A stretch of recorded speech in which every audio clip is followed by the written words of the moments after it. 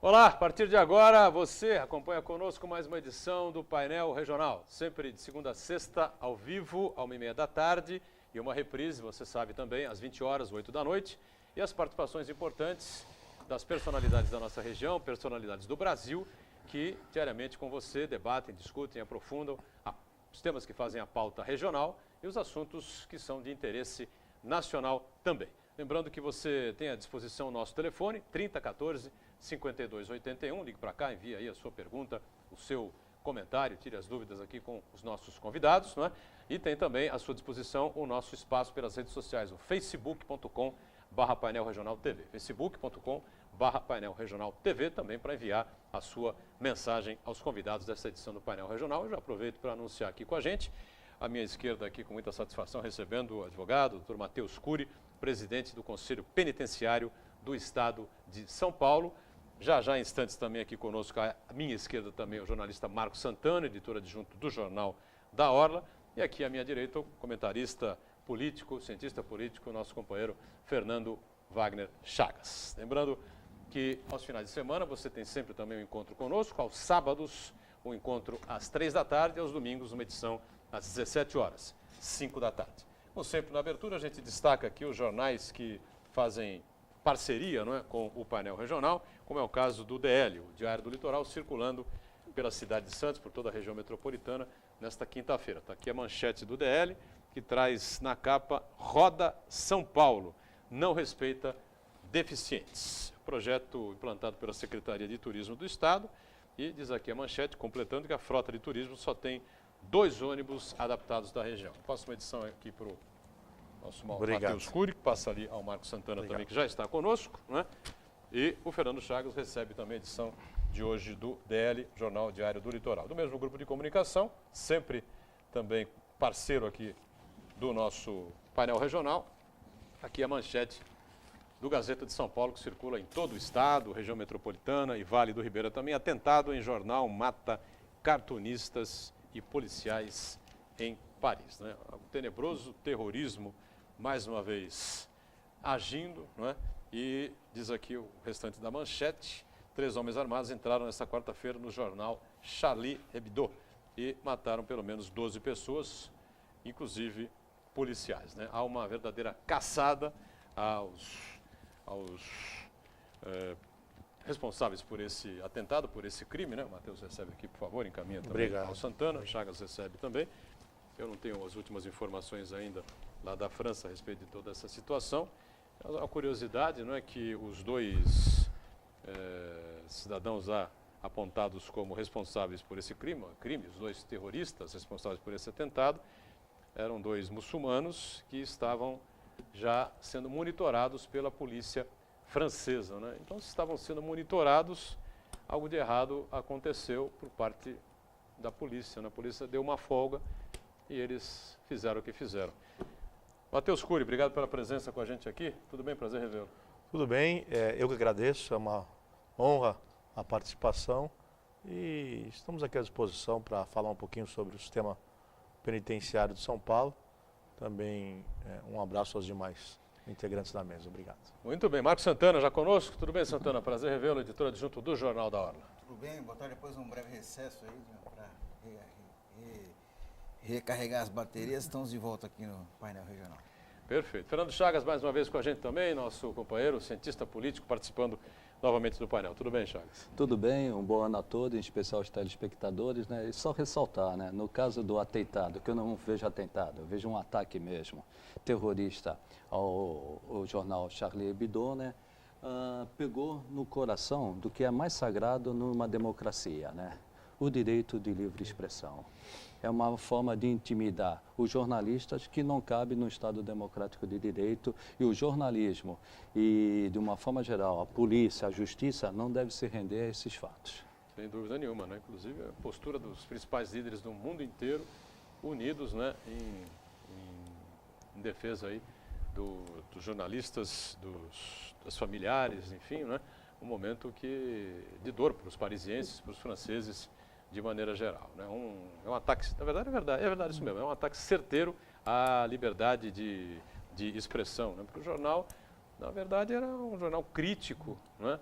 e fazia charges críticas, né? Não só a muçulmanos, como a católicos, Católicos, a políticos de cristãos de maneira uma forma geral, de geral. direita, de esquerda, seja o que fosse, né, Chagas? E o que me impressiona, apesar que aqui tem muitos jornalistas, vão dizer que nós somos corporativistas, né? Eu ouvi muito, deveria ter tomado cuidado em não criticar o Islã, não criticar os muçulmanos. É um direito inalienável da sociedade moderna o jornalismo criticar a política, criticar as religiões, criticar tudo. É um direito. E, inclusive, a sátira. A sátira é uma maneira inteligente de fazer jornalismo.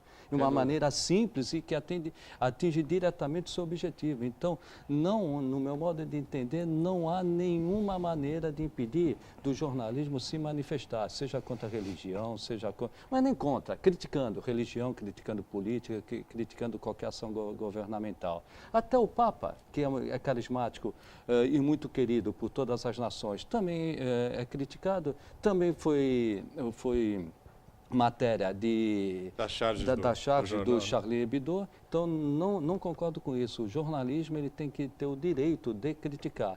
Se ele extrapolar, o Santana, o Boturão sabe muito bem disso, tem as medidas legais para tomar. Então, não concordo, não podemos nos intimidar com essa situação colocada. E o pior, só para complementar, o pior, eu não vejo isso como uma ação também religiosa, é um ato político. Um ato político para confrontar aqueles que os muçulmanos querem. A minoria de muçulmanos, a minoria, porque a maioria, 90% dos muçulmanos não querem guerra. É uma minoria que quer provocar o Ocidente... E reprovam esse tipo de comportamento. Que querem que o Ocidente tenha um contra-ataque. Aconteceu o que nós estamos vendo no Estado Islâmico. Aliás, quando decapitam no Estado Islâmico, é justamente para provocar os países do Ocidente a reagirem.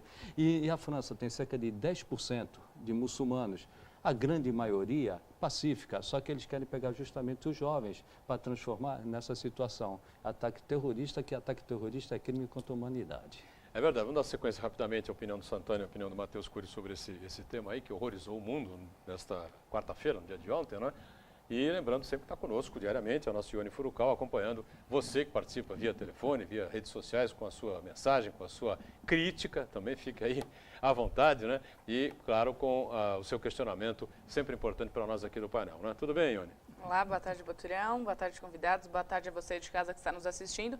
Exatamente o que o Boturão falou, a nossa bancada aqui é democrática, discute todos os assuntos e você também pode participar através do Facebook, que eu já estou aqui esperando a sua participação, e a nossa produção através do telefone.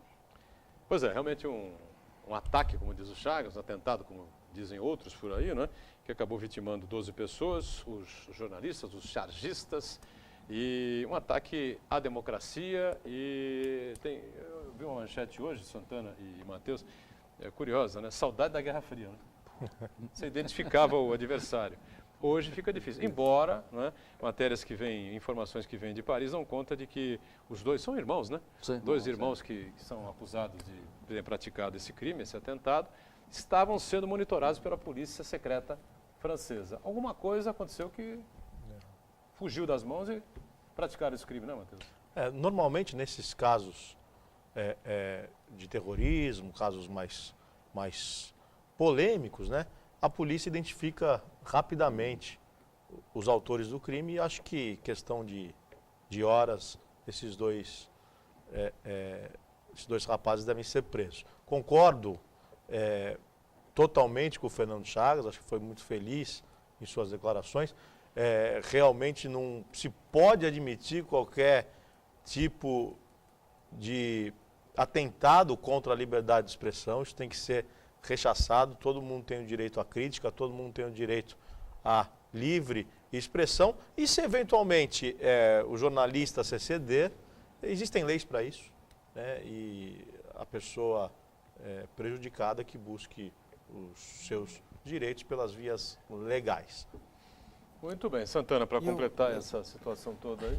Eu acho que o ano começa meio pesado. Não pode previamente de tentar imputar à vítima a culpa por manifestar a sua opinião. E eu acho que o que me chama a atenção também nesse caso é que é o risco de ações desse tipo aí incentivarem outros grupos extremistas de praticar outros atos pontuais em outros países, e não só contra jornalistas, mas contra locais de grande movimentação de público, para fomentar ainda mais essa animosidade. Então, acho que precisamos ficar alertas aí para a repercussão dos acontecimentos agora.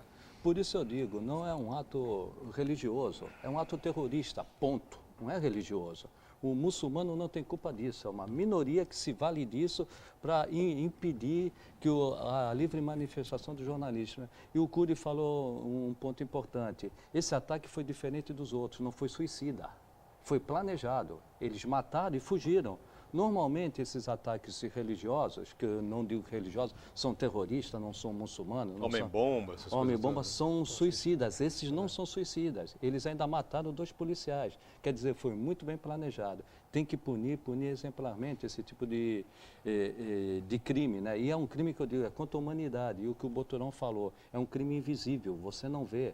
Antigamente nós tínhamos uma Guerra Fria, Estados Unidos contra a União Soviética. Nós sabíamos quais eram os adversários. Hoje nós não sabemos. A qualquer momento, em qualquer país do mundo, num local que tenha muita gente, tem uma bomba, tem um ataque dessa natureza. E também foi diferente do que aconteceu em Ottawa e aconteceu também na Austrália, que ali era um caso isolado. Aqui não parece um caso isolado, né? Planejado e premeditado. Tanto que eles conseguiram entrar no jornal rendendo uma repórter, uma jornalista, né?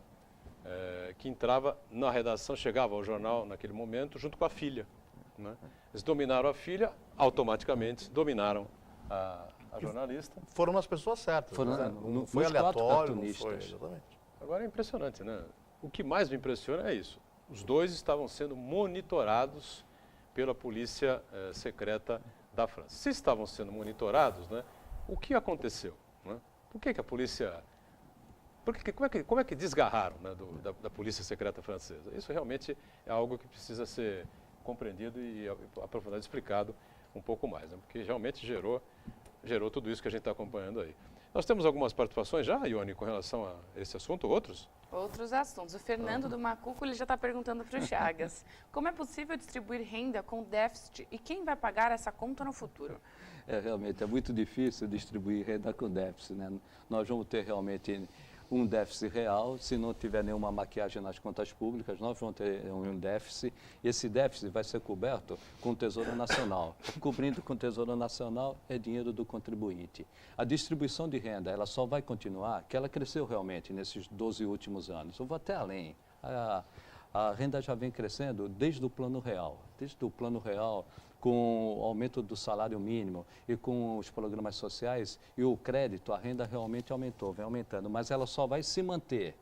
E essa classe que subiu da miséria para pobre, para pobre, da classe, hoje a chamada nova classe média, só vai se manter se tiver crescimento.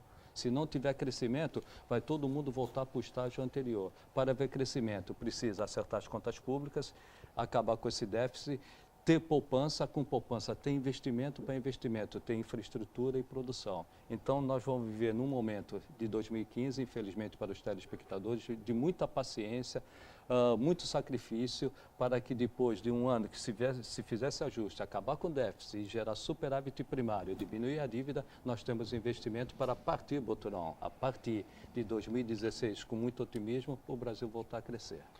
Bom, para o Brasil voltar a crescer, para termos mais trabalhos, né? Mais trabalho, mais emprego, mais renda e menos gente nas penitenciárias, nas cadeias do estado de São Paulo. Não é isso, Matheus Cury, que seria bom? Verdade. É evidente que todos hoje clamam por punição e a primeira punição que se vem à cabeça da população é a prisão, né? Mas sinto informar-lhes que não é a política correta. Para quem acha que não se prende muito no Brasil, o Brasil tem a 4ª maior população carcerária do mundo, perdendo apenas para países que tradicionalmente sempre prenderam muito, né? Que é Estados Unidos, China e Rússia. Estados Unidos, China e Rússia, Estados Brasil Unidos, bem na China e Rússia, Brasil na sequência, a 4ª maior população carcerária do mundo.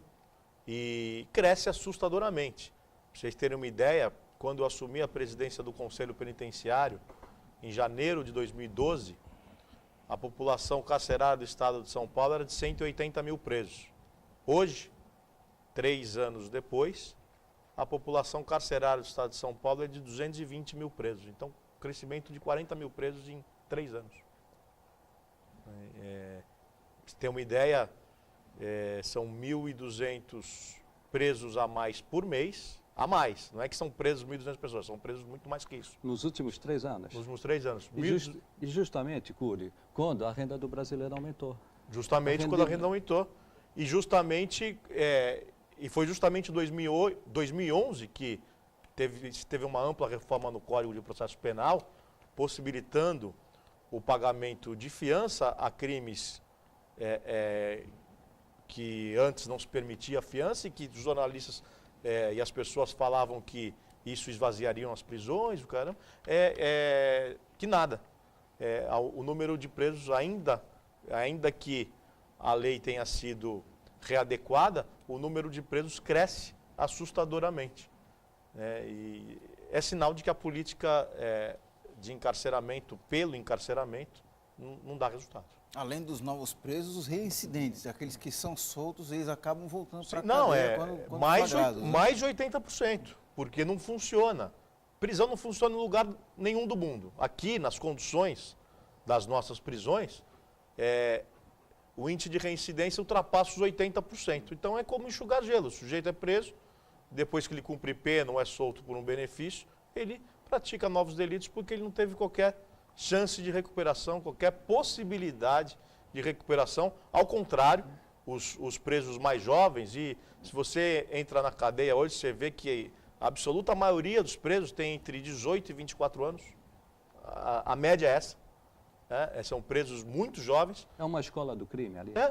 Os presos mais jovens acabam fortalecendo o ímpeto criminoso, acabam aprendendo mais sobre o crime, porque ficam enclausurados o tempo inteiro, sem qualquer atividade de lazer ou trabalho, e convivendo com presos multireincidentes, traficantes perigosos, estupradores, homicidas. Então, é o que se tem a aprender dentro do sistema prisional. Por isso, há de se pensar muito com relação à política criminal, à política penitenciária do nosso país, que, tenho certeza, precisa de uma ampla reforma. Mas, Cury, se nós concordamos que a renda aumentou nos últimos anos, como nós já falamos, e os números mostram isso, criminalidade aumentou, o número de prisão também aumentou. Quais são as causas? Bom, a primeira causa, apesar da renda ter aumentado, é social, né? Hoje, essa é a causa primária e evidentemente que não se justifica, mas é a causa primária. Enquanto não resolver a parte social, dificilmente se conserta o sistema prisional. Hoje, uma criança que cresce dentro da favela não tem qualquer possibilidade, não tem chance. Ele olha pela janela, vê esgoto a céu aberto, não tem um centro de lazer, um centro cultural. Às vezes assiste o pai chegando bêbado em casa, batendo na mãe. Enquanto que o traficante na esquina tem tênis bom, carro bom, mulher bonita. Qual é a referência dele? É o pai que chega bêbado em casa e bate na mãe, ou é o traficante? Isso é a primeira coisa a se pensar. Uma segunda questão... Ou seja, que ele tem em casa não aponta luz para o final do túnel. Não aponta luz para o final do túnel. Enquanto ele aponta um caminho, é justamente o mundo do crime. É o mundo do crime. Ele vê o traficante de Camaro, amarelo, de Camaro amarelo, com uma loira bonita ao lado, com corrente de ouro, com tênis da moda, distribuindo dinheiro, enquanto ele vê a vida sofrida de um trabalhador comum, que ganha um salário mínimo, até um pouco mais, mas que não tem condição de sustentar uma família. Então, essa é a primeira causa. A segunda é o tráfico de drogas. Atrás, junto com o tráfico de drogas, vem outros crimes muito graves, como extorsão, corrupção, o próprio roubo, que muitas vezes é praticado com a intenção de comprar droga e multiplicar o dinheiro.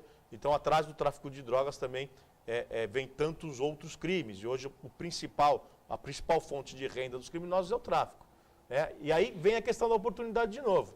Se você pensar, um menino de 13 anos não pode ser admitido pelo campus. Não pode, só a partir de 14. Mas ele é aliciado pelo traficante para ganhar R$1.000 por semana. E aí? R$ 1.000 por semana. O R$ 1.000 salário por mínimo está semana. na faixa de 800, né? Foi para 788. Então, ele não Dá pode mais de trabalhar. 4 vezes o salário mínimo. Ele não pode trabalhar porque a lei não permite, Mas pode traficar. mas pode traficar. E um menino de 13 anos, que precisa, eventualmente, de um reforço familiar, que muitas vezes está fora da escola, vai fazer o quê? Vai seguir esse caminho, Vai seguir esse evidentemente. caminho. Né? Muito bem, a gente tem que dar uma paradinha aqui para um rápido intervalo, né? Lembrando sempre que aqui na Baixada Santista o primeiro táxi acessível já está circulando aqui em Santos desde dezembro. Veículo que presta um serviço especializado no transporte de cadeirantes, pessoas com mobilidade reduzida e também de idosos. É uma minivan Spin com piso rebaixado para permitir cadeirantes acesso ao veículo pela parte traseira a partir de uma rampa que tem aí um ângulo adequado para a rolagem da cadeira de rodas, que suporta até 250 quilos. O carro também pode transportar mais 2 acompanhantes. E nesse aspecto há uma situação interessante, porque não há nenhuma tarifa diferenciada para esse serviço. Vamos para mais um intervalo, ou rápido intervalo. Voltamos já já com o painel regional. Pior é o que tem dentro, não é o aparelho. Muito bem, voltamos. Segundo bloco de mais uma edição do nosso painel regional, falando sobre a questão carcerária no estado de São Paulo e no Brasil também, né, de maneira geral, com a participação sempre importante aqui do nosso Matheus Cury, que preside o Conselho Penitenciário aqui do estado. Ao lado do Matheus, o nosso Marco Santana, editor adjunto do Jornal da Hora, e aqui à direita o nosso Fernando Chagas e a Ione Furukawa. Atenta aí às suas participações, perguntas, enfim, que vem via telefone, via redes sociais também, né? Bom, o Matheus traçou um quadro aí dramático, não é, Santana, sobre esse problema aqui, a questão carcerária que aumenta cada vez mais no Brasil. Pior é que não se vê assim um caminho aí muito fácil para se resolver isso, se melhorar isso, né? Não sei o que pensa o Marco Santana, o Chagas, enfim. Não, além do quadro que ele ilustrou muito bem, ser muito dramático e real, né, muito trágico, o que mais nos deixa triste é que a tendência é só piorar, né? Porque, como ele mesmo bem observou, o número de presos aumenta a cada ano, são cada vez mais jovens, tanto é que o próprio governador do estado está propondo a redução da maioridade penal, porque boa parte dos crimes hoje estão cometidos por menores de idade, menores apenas no documento, porque cometem verdadeiros crimes de gente grande. E eu acho que isso daí só passa por uma mudança profunda na nossa sociedade, investimentos pesados na educação, porque como o Matheus bem observou no primeiro bloco, a falta de referências positivas para o jovem é que fazem que ele ingresse no mundo do crime. Porque se ele tivesse, apesar de todas as dificuldades econômicas e sociais, se tivesse bons valores cultivados em casa, bons exemplos, fatalmente isso não aconteceria. Porque ajuda a explicar, de certa maneira, que a condição econômica empurre esses jovens para o mundo do crime, mas, na verdade, o que falta é o fortalecimento de um vínculo familiar maior para que o jovem perceba qual o melhor trajeto a seguir e não o crime. Pois é. Você percebe algum investimento nessa questão voltada para o jovem, para o adolescente, enfim, para que o jovem ou adolescente não tenha como ídolo, como caminho aí o traficante, o bandido, enfim? Como é que você vê essa questão social, o que tem sido feito pelos governos, pelo governo federal, pelo governo estadual? Enfim, como é que você está avaliando o momento que estamos vivendo, que estamos passando, Matheus? Eu acho Inclusive, nós acabamos de sair de eleições gerais, né? Os novos governos começam agora, enfim. Né? O Santana foi muito feliz na colocação dele, principalmente no tocante aos valores familiares. E hoje, só para responder a tua pergunta na sequência, Boturão, só para não perder o foco, se você fizer uma análise dos adolescentes que são apreendidos e encaminhados para a Fundação Casa, 95% vem de famílias absolutamente desestruturadas, famílias devastadas, famílias onde não se tem a presença do pai e da mãe. 95%. É claro que há jovens também de classe média no mundo do crime, há jovens com educação, com escolaridade no mundo do crime, mas esses são poucos.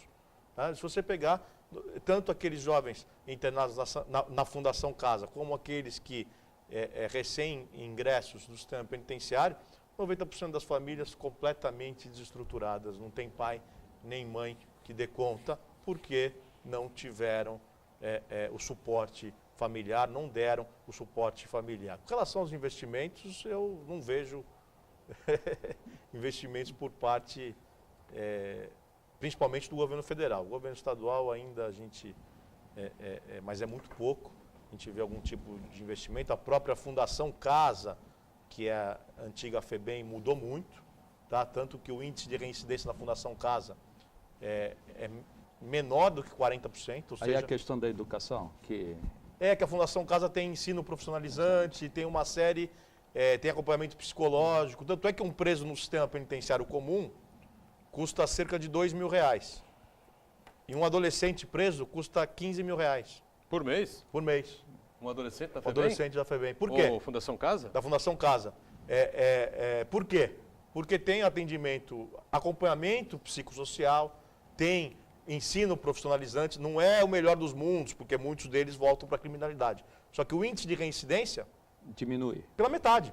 Enquanto o índice de reincidência no sistema prisional comum é de 80%, o índice de reincidência na Fundação Casa é de 40%. Ainda é um índice alto, Bem alto, mas é metade do que do sistema prisional. E aí que eu digo, eu não tenho... É evidente que há de se respeitar todas as opiniões, e as opiniões são válidas, até porque, se você perguntar para mim se um adolescente de 16 anos sabe o que está fazendo, é lógico que ele sabe o que está fazendo. Com as informações que tem hoje em dia, É claro que ele sabe o que está fazendo, só que a eventual redução da maioridade penal, eu não tenho dúvidas em dizer, vai aumentar a criminalidade. Porque aí nós vamos colocar na vala comum adolescentes de 16, 17 anos. Não sei se você concorda, depois de 16 vamos discutir 14 também. Fora isso, 14, 12, 10, é isso aí. E a criminalidade vai aumentar. Exatamente. A população carcerária também. A população carcerária aumenta, a criminalidade aumenta, porque se joga um adolescente que hoje é tratado com uma condição um pouco melhor na Fundação Casa, para a vala comum, dá de mãos beijadas para o crime organizado mais um integrante. É o que vai acontecer se reduzir a maioridade. E uma outra questão também importante, que talvez falte informação, é evidente que quando ocorre um latrocínio, é um menor de idade que participou, ou um homicídio, é um menor de idade que participou, que isso traz uma comoção muito grande, né? Mas menos de 5%... As comoções pontuais, né? São comoções crimes pontuais. que ganham um grande espaço na mídia, chocam a sociedade. Só que dos internados na Fundação Casa, menos de 5% estão internados por crimes de morte, por homicídio ou latrocínio. Os crimes mais comuns são tráfico, roubo e furto.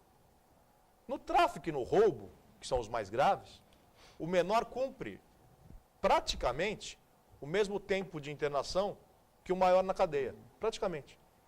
Porque se você pensar hoje que o traficante primário e de bons antecedentes leva uma punição de 1 ano e 8 meses, e um traficante menor fica preso, às vezes, até 3 anos. Às vezes fica preso 1 ano, 1 ano e 6, 1 ano e 8, 2 anos, até 3. Né? No roubo, a mesma coisa. O sujeito é condenado a 6 anos, mas com o 6º ele progride, com 1 ano ele está na rua. O menor, muitas vezes, fica apreendido pelo roubo mais tempo do que isso. Né? Então, as punições são equivalentes. O tempo de encarceramento, ele é equivalente. Tá? A questão é que se você reduzir a maioridade penal, você vai jogar o adolescente infrator na vala comum. E olha, os crimes são... pode-se ter toda essa comoção porque se vê muito adolescente praticando crime. Só que o número de adultos que praticam crime é infinitamente maior do que o número de adolescentes. Por outro lado, Cury, o novo secretário de Segurança Pública do Estado de São Paulo, Alexandre de Moraes, inclusive é da área jurídica, né? Ele propôs 3 medidas de uma forma geral. Ele é contra pontuais, ações pontuais, como o Boturão falou. Acontece um fato, vamos atacar a questão pontual. Combate ao crime organizado. Policiamento preventivo e ostensivo, até para evitar o que ocorreu agora, no fim do ano, início de ano, aqui em São Vicente. E parcerias com as guardas municipais e, na medida do possível, aumentar o efetivo. São medidas suficientes? Estão na direção correta? Não, acho que sim, desde que bem planejadas, principalmente o combate ao crime organizado, que eu vejo com reservas. É evidente que tem como se combater o crime organizado, mas precisa de vontade política e coragem para isso, porque o crime organizado está se infiltrando nas 3 esferas do poder. O crime organizado já está na política, o crime organizado já está no executivo e o crime organizado está entrando no judiciário. Então, o crime organizado, ele, como todo crime organizado do mundo inteiro, ele vai se infiltrando nas esferas de poder. Então, é preciso muita coragem para combater o crime organizado. Mas, se forem propostas viáveis de serem efetivadas, acho que é um bom caminho. Ione, pois não, participações aí dos nossos telespectadores aí, atentos com a gente aqui? Temos sim. A segunda, né, do José Henrique do Gonzaga. Doutor Matheus, devemos acreditar que a cidade de Santos está preparada para um carnaval seguro este ano, já que a violência só aumenta? Eu não sou a pessoa adequada a responder isso. Acho que o secretário municipal de segurança pública seria mais adequado. Seria mais adequado. Eu ainda vejo As pessoas estão um pouco impactadas, né, Matheus, com tudo que aconteceu aí na virada de ano, aí nas rodovias principalmente, realmente, arrastões aí pelas praias de Praia Grande, Guarujá, enfim. Né? Eu acho que Santos ainda, em termos de violência, é a melhor cidade da Baixada, que tem o menor índice de violência na Baixada, acho que ainda é Santos. Né? Mas eu não posso afirmar se o carnaval será seguro. Não, pelo que passa pelo orçamento da prefeitura, né? No orçamento da prefeitura, nós temos recursos suficientes para ter um bom carnaval, umas boas férias, como o Matheus falou, né? A segurança em Santos é relativamente boa, para não dizer boa, né? E normalmente nós não temos problemas que outros municípios têm, que no passado nós tivemos aqui, principalmente os grandes shows. Os grandes shows trazem muitos problemas. Nós temos 5 tendas espalhadas pela orla da praia, com policiamento, com toda a estrutura, a Defesa Civil, Corpo de Bombeiros e também o efetivo da Guarda Municipal, com 105, se não me falha a memória, 150 novos guardas municipais. E a Operação Verão com a Polícia Militar, essa parceria garante, pelo menos durante esse número muito grande de visitantes, garante uma segurança relativamente boa, para não dizer boa, aqui no município de Santos. E tendas frequentadas por famílias, né? Essas tendas são frequentadas por família. O movimento das tendas é absolutamente tranquilo lá na praia aqui de Santos. Não temos grandes aglomerações, né, Santana? Nós temos, na verdade, o carnaval direcionado para a Zona Noroeste, o setor dos desfiles, enfim, né? Acho que a grande preocupação de Santos teria sido o Réveillon, que reúne muito mais pessoas. Foram 500 mil pessoas que acompanharam a festa na praia. E no carnaval a tendência é que essas pessoas que visitaram a cidade têm outros destinos. Então eu acho que Santos não vai ter essa grande preocupação com relação à segurança no carnaval. Agora, Matheus, 2 semanas nós estamos de férias, né? 3 semanas, a Ione pode me ajudar nisso, aproximadamente. 1 mês atrás, a gente falava um pouco sobre a questão de segurança. O Vicente Castione estava aqui à direita, sentado onde está o Fernando Chagas, e ele falava com a experiência de quem rodou o mundo, né? Sobre, debatendo, discutindo e analisando e aprendendo com a questão da segurança pública, a questão penitenciária, né? Que só no Brasil é que se gastam verdadeiras fortunas para se construírem castelos monumentais, nesses presídios extraordinários, enfim. Né? Ele citou desde os Estados Unidos até o leste europeu, né? E ter visitado N presídios, tem uma larga experiência nesse tema, inclusive levou isso ao Congresso Nacional em várias oportunidades, né? E que existem aí verdadeiros cartéis no Brasil, de empreiteiras, principalmente interessadas em construir esses monstros, esses castelos enormes aí, e que levam os presos, né, a ficarem enjaulados como animais e a não produzirem absolutamente nada. Né? Não sei se você concorda com essa tese, se a gente devia partir para uma outra filosofia, né, dentro dessa questão penitenciária. Enfim. Tem razão o doutor Vicente Castione. Na verdade é problema de gestão, né? Não só do sistema prisional, mas de qualquer pasta, de qualquer secretaria, de qualquer município, estado e união. É questão de gestão. Tudo que é licitado fica mais caro do que se fosse viabilizado pela iniciativa privada. Né? Com relação à construção de presídios, evidentemente, eu não trabalho em setor de licitação, eu não sou funcionário da Secretaria de Administração Penitenciária, nada disso, eu sou apenas presido um conselho que não tem... ele é vinculado à Secretaria, só que é um conselho independente, fiscalizatório, que não tem qualquer atuação de gestão. Mas o que eu posso afirmar é que a construção de um presídio ela é mais cara do que uma construção comum por conta da segurança para evitar escavação. Então, a fundação e os muros levam chapas de aço por baixo da terra para que não se faça escavação. Isso encarece a construção. Agora, em relação a números, eu acho que aí é uma questão de gestão mesmo, é questão de que tudo nesse país que é licitado fica mais caro do que se fosse construído pela iniciativa privada. Alguns estados já têm a experiência de parceria público-privada na construção e na gestão de presídios e que tem dado certo. Caso de Minas Gerais, Paraná, São Paulo tentou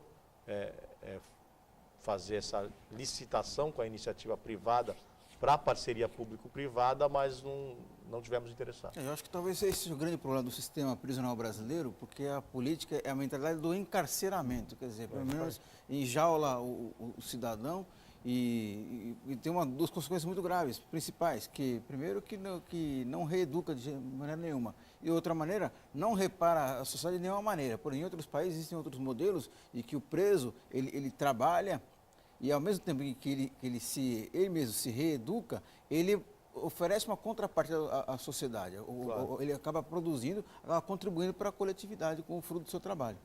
E o dia que ele for libertado, ele terá como, não é, procurar e tentar se reinserir no mercado de trabalho. Não é?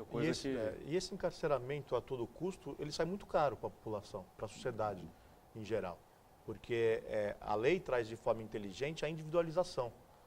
O princípio da individualização, que começa na hora que se faz a lei e termina na execução penal. Ele passa por todas as esferas do processo judicial. Então, quando se prende alguém, o juiz deve individualizar a conduta e ver se a pessoa tem condições de responder àquele processo em liberdade. E o que ocorre hoje em dia não é isso. O que ocorre hoje em dia são despachos prontos para determinados crimes. Então, os juízes constantemente levam em consideração o crime praticado e falam, tráfico e roubo eu não dou liberdade. Furto eu dou, estelionato eu dou. Está errado. Está errado. Por mais grave que seja o crime, não é a gravidade do delito por si só que deve ser observada, mas sim o perfil de quem o praticou, que muitas vezes tem condições de responder ao processo de liberdade. Isso é uma ruína para o sistema penitenciário e para a própria sociedade, porque forma mais criminosos. Vamos para mais um intervalo e a gente, em instantes, retoma aqui a sequência do...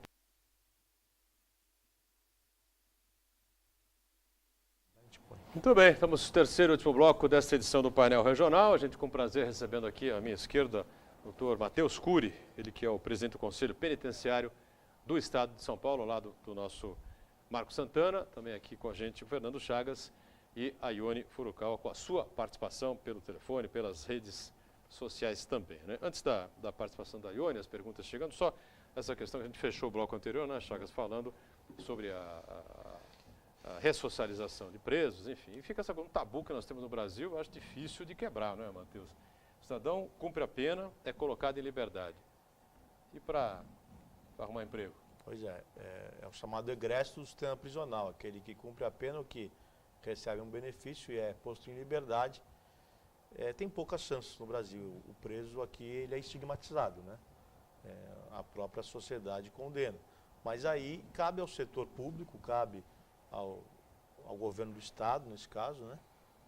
Aos governos dos estados, proporcionar que esse egresso se reinsira na sociedade através de cursos profissionalizantes, dentro e fora do cárcere, através de convênios com grandes empresas, para que grandes empresas que possam acolher esses egressos do sistema prisional em cargos que não comprometam o patrimônio. né? Nós não temos condições de acolher nas nossas casas, no nosso pequeno comércio, no nosso pequeno escritório, um egresso do sistema prisional. Mas grandes empresas têm condições de acolher egressos, sim. E aí cabe a atuação do governo do Estado junto a essas empresas e junto ao próprio setor público de acolhimento, para que proporcione uma atividade remunerada, laboral, para o egresso do sistema, para que ele não volte a cometer novos delitos, porque senão não há outro caminho. Cury, nós saímos de um debate político muito acalorado, né? E era comum ver no debate pela presidência, na disputa da presidência da República, esse problema de segurança pública é do Estado. Eu vejo de forma diferente. Não vejo que seja do Estado. Não, sim, Nós precisamos ter uma política, no meu modo de entender, nacional. Governo federal, governo estadual e também o governo municipal. Essa parceria. Afinal de contas, nós temos 14 mil quilômetros de fronteira seca. E por ali que entram as armas e as drogas. Como vai ser esse cenário? É do Estado ou é de todo o país? E os problemas, como a gente fala há muitos anos, acontecem nos municípios. Ninguém vive no Estado, não é aquela história, né? Ninguém vive na União, não é isso? O cenário ideal é esse que você colocou, uma parceria entre todos os entes da federação. É que a Constituição prevê que é a responsabilidade do Estado a segurança pública, mas, a meu ver, realmente o governo nacional tem a obrigação de interferir na segurança pública e os governos municipais devem colaborar, como colabora, por exemplo, a Prefeitura de Santos com a Guarda Municipal, mas eu intensificaria um pouco mais o poder do governo municipal. Eu sei que é difícil, porque é uma questão até de competência, né, mas eu sou partidário da questão regionalizada. Eu acho que uma polícia regional funciona melhor do que uma polícia estadual, do que uma polícia nacional, comunitária. Uma polícia comunitária, né? Presídios pequenos, regionais, funcionam melhor do que grandes presídios, enfim, concentrados num único local, como lá a região oeste do estado, que se concentra, a maior concentração de presídios do mundo é na região oeste do estado de São Paulo, sabia? E agora, um aspecto que o poder público esquece ainda, quer dizer, não dá devida atenção, é o investimento em inteligência para a polícia, né? Porque por intermédio da truculência não se chega muito longe. Então, o que falta nos nossos governantes é investimentos pesados em inteligência, em treinamento, capacitação do profissional, na valorização não só em termos de salário, mas também valorização em termos de condições de trabalho, para usar as altas tecnologias, para rastreamento, câmeras, para assim se antecipar ao crime organizado, para poder assim dar um combate efetivo ao crime. Quer completar, Matheus? A grande prova de que nós não temos inteligência é que o crime organizado se fortalece dia a dia. Ione Furukawa, pois não, nossas participações aí sempre importantes. A Ana Luísa da Vila Tupina Praia Grande pergunta: por que o sistema carcerário aqui no Brasil não funciona? Muitos presos fogem periodicamente. Qual seria a solução? A solução, primeiro, é encarcerar apenas. Segundo, outra solução é manter o mínimo previsto na legislação para que o preso sobreviva no cárcere. Nós temos uma legislação de execução penal que é muito boa, né, que prevê celas individuais, ou no mínimo 6 metros quadrados para cada preso, que prevê condições mínimas de sobrevivência, de habitabilidade, enfim, e não se pratica nada disso. Hoje se assusta um CDP assustador, que é o chamado Centro de Detenção Provisória, que foram construídos para acolher os presos provisórios.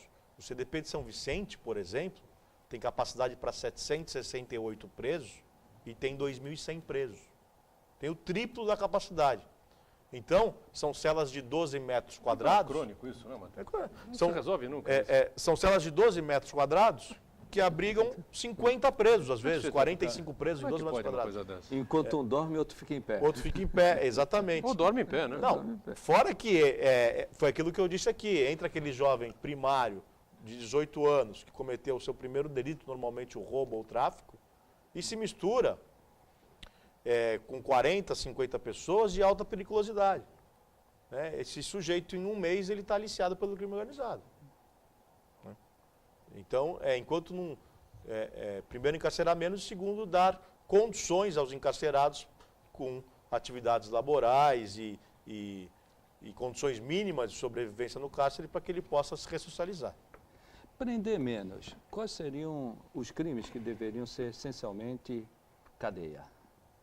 Acho que os crimes com morte, né, violência sexual, eu acho que esses, assim, é claro que tudo depende de uma análise individual, foi aquilo que eu disse, uma análise individual do juiz. Mas crime contra a vida, não, cadeia. então, depende também, Charles, porque às vezes, se você pratica um crime contra a vida, uma disputa de tráfico de drogas, é um crime muito sério.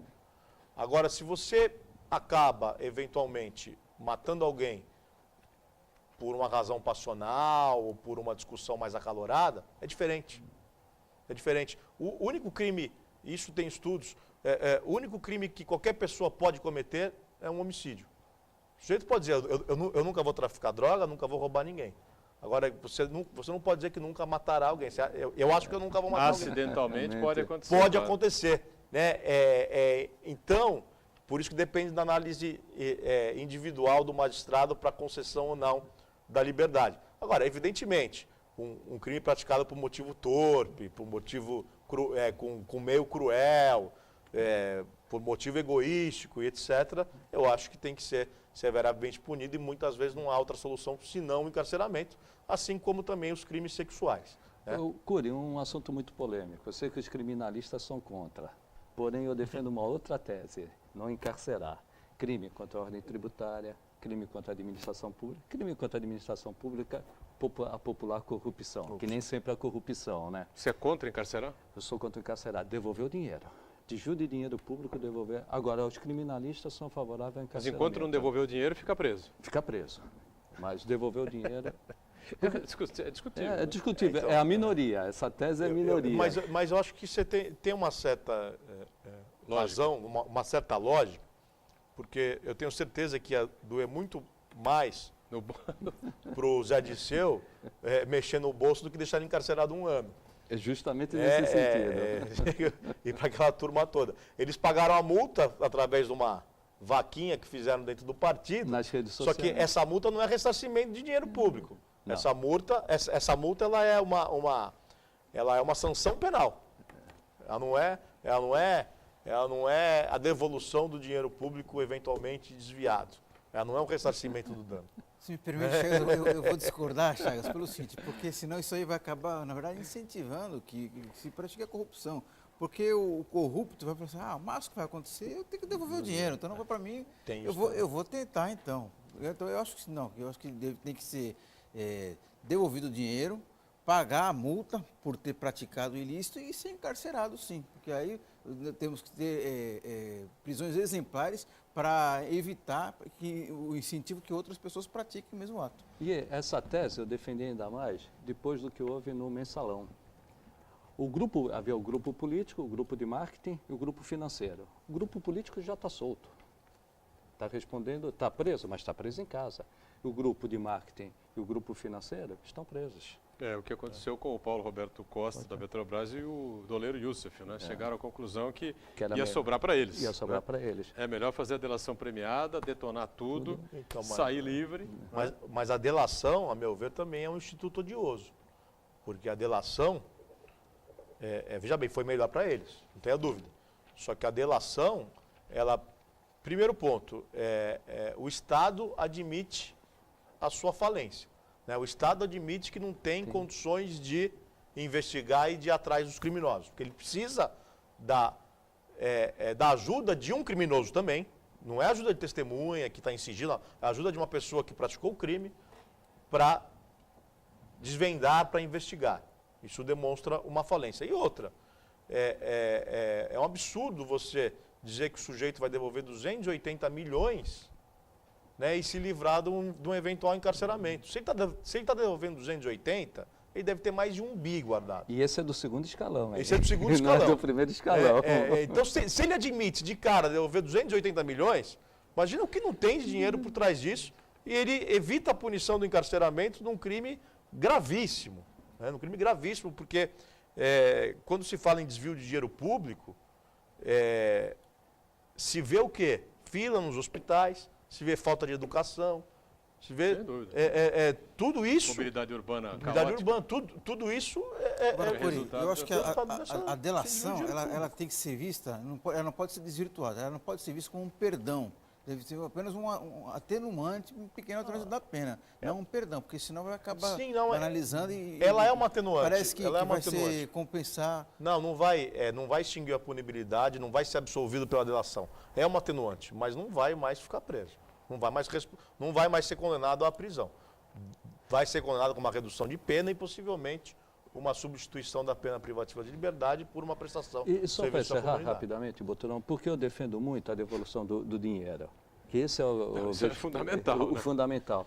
Uma jaulazinha também não fazia mal, viu? Um crime de corrupção faz as ações da Petrobras, que chegaram a bater 70, 80 reais.